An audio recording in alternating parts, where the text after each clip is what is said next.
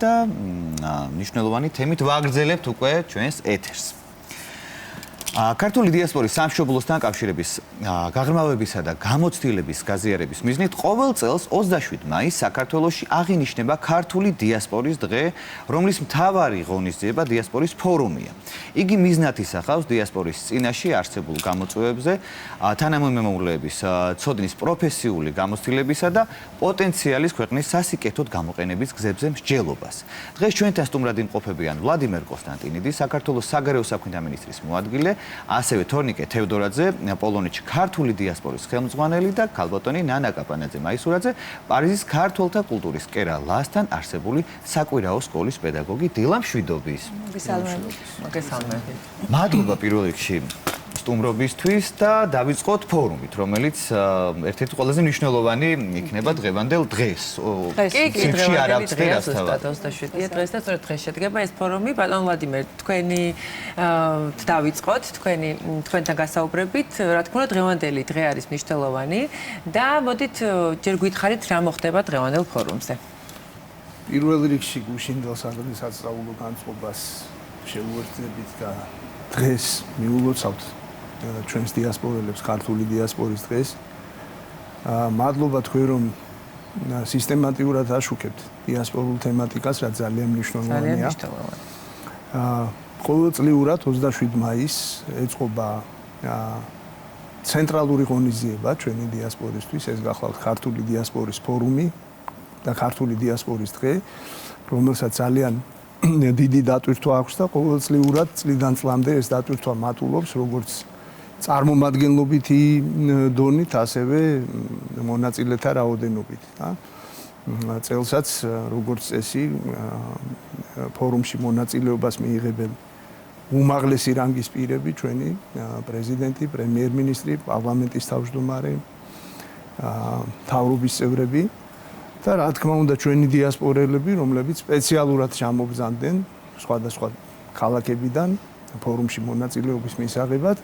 ღონისძიებას აქვს ხოლმე ორმაგი დატვირთვა, ის არის როგორც ასე ვთქვათ ერთგვარი საზეიმო ღონისძიება, რომელიც აერთიანებს დიასპორას და ასევე სამუშაო ასე ვთქვათ ღონისძიება, რომელიც არის დაყოფილი სპეციალურ პანელებად და იქ ჩვენი დიასპორელები შესაბამის უწყებებთან და დარგების ასე ვთქვათ სპეციალისტებთან ერთად განიხილავენ სხვადასხვა საკითხებს, რაც მათთვის მნიშვნელოვანია და რა თქმა უნდა, კიდევ ერთხელ მინდა ხაზი გაუსვა იმას, რომ ასეთი ღონისძიებები უკვე სასიამოვნო ტრადიციად იქცა და ეს ძალიან მნიშვნელოვანია დიასპორასთან კომუნიკაციისთვის. არა მხოლოდ ჩვენი, ასე ვთქვათ, სახელმწიფოს და დიასპორის, არამედ თვითონ დიასპორელების ერთმანეთთან კომუნიკაციისთვის.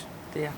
თორნიკე, ნანა, ალბათ ჟღერდება ხოლმე სხვადასხვა საკითხები, რომელიც რჩება გამოწვევა დაუშვათ, ხო, დიასპორის წარმომადგენლებისთვის და თქვენ ერთგვარი ელჩები ხართ, ასე ვთქვათ, მაცხოვრებლებისთვის. რა საკითხებზე იქნება დაუშვათ დღეს მსჯელობა, როგორ ფიქრობთ?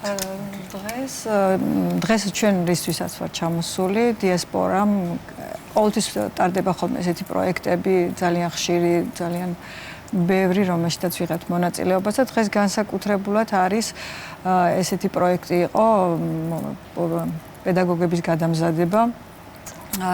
რამოდენიმე ჩაგვიტარეს რამოდენიმე ლექცია, მის სერტიფიკატების გადაცემა და ასევე დედაენის დღესთან დაკავშირებით იყო კალიგრაფიული ბავშვები მიიღეს მონაწილეობა კალიგრაფიაში, სხვადასხვა კალიგრაფიაში. და გავგზავნეთ და ერთ-ერთმა ჩვენმა მოსწავლემ მარია მაისურაძე, ჩემი შვილიშვილია. ვაი.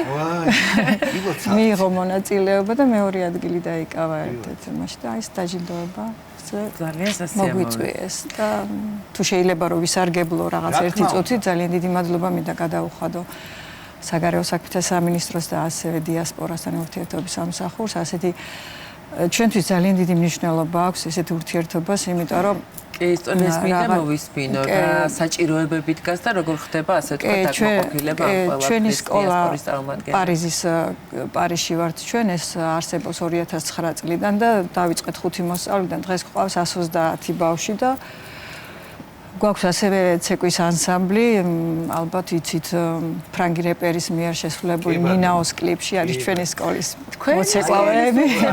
ეგ აღარ გაგრძელება აღარ ვიცი. კი, ჩვენი სკოლის მოსწავლეები არიან მოცეკვავათა ანსამბლის, რომლებიც მიიღეს და ეს იყო ჩვენთვის ძალიან დიდი წარმატებაც და ასევე რა თქმა უნდა ჩვენი ქვეყნის მაჩვენებელიც იყო, რომ ვართ ესეთი კარგები და ძლიერები და ვიცი. კი, ძალიან და სხვა შორის ეს საგარეო რას მოიცავს, რო გითხრათ და 130 მოსწავლე რას სწავლობს დაუშვათ? ყველა, თითქმის ყველაფერი ჩვენი სკოლა ძალიან დიდია, გვაქვს მერია, პარიზის მერია გვაძლევს შაბათ-კვირას არის ესეთი დაწესებულება, რომელსაც ვიყენებთ. ვასწავლით ისტორია, გეოგრაფიას, მე ვასწავლი, არის ქართულს ვასწავლით ბავშვებს, სიმღერას, ცეკვას და ფანდურის დაკვეთას დავიწყო და თეატრის წრე გვაქვს კიდევ და რომელიც 8 ივლისს იქნება პრემიერა ჩვენი სპექტაკლის. სპექტაკლი უკვე დადგა, ესეც ქართველი ემიგრანტია.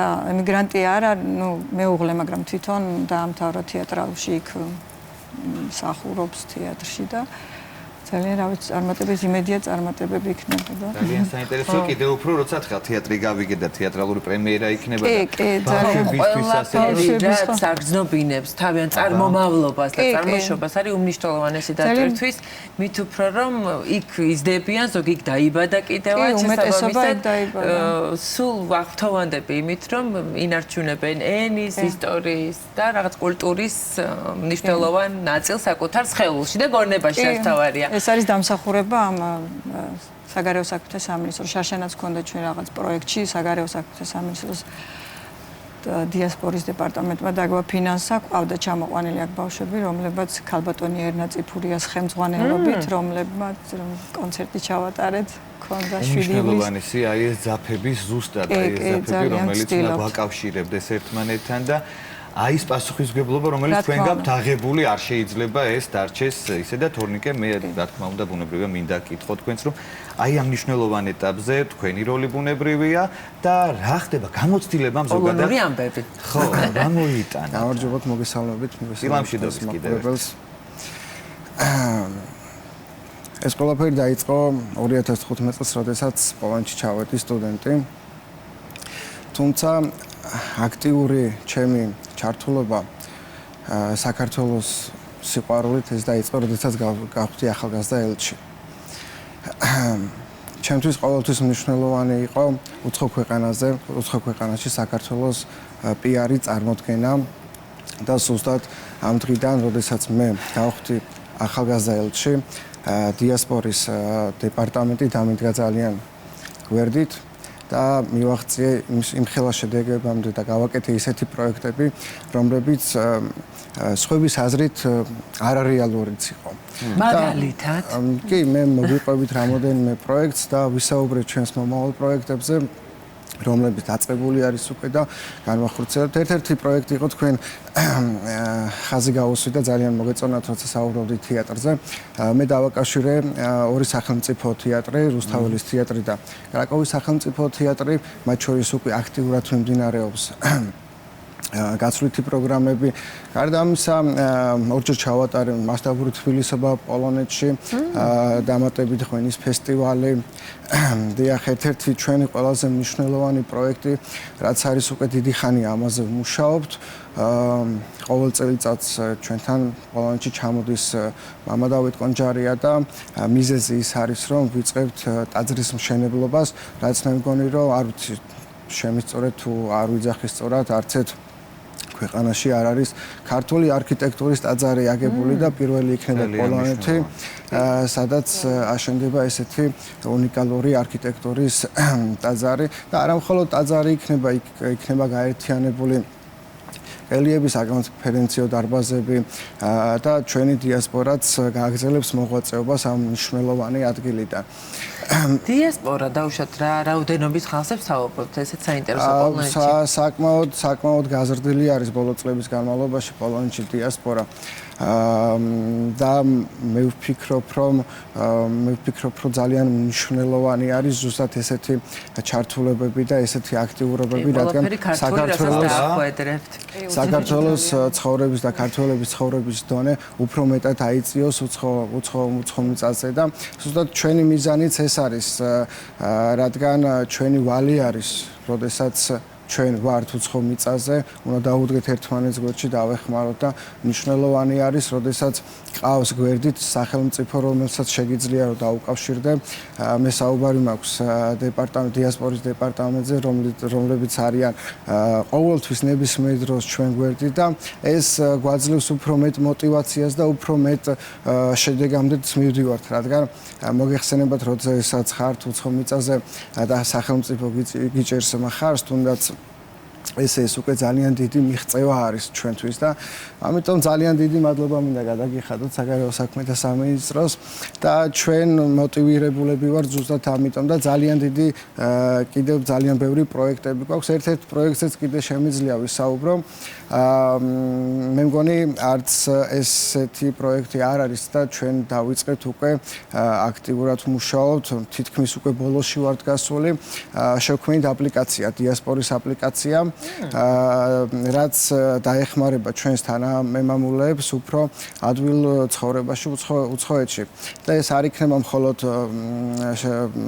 პოლონეთში, ჩვენი მიზანი არის, რომ ჩვენი აპლიკაცია გავიდეს სხვადასხვა ქვეყნებში და რას მოიცავს აპლიკაცია. მე ძალიან მჭიდროდ თანამშრომლობ ამ პროექტთან დაკავშირებით საკონსულოსთანაც და საელჩოსთანაც. აპლიკაციაში არის უკვე ჩაშენებული AI და ჩვენს თანამოქალაქეს აღარ ჭირდება საკონსულოში დარეკვა, საელჩოში დარეკვა, შეუძლია გახსნას აპლიკაცია, მიიღოს ყველანაირი აბსოლუტურად მომსახურება.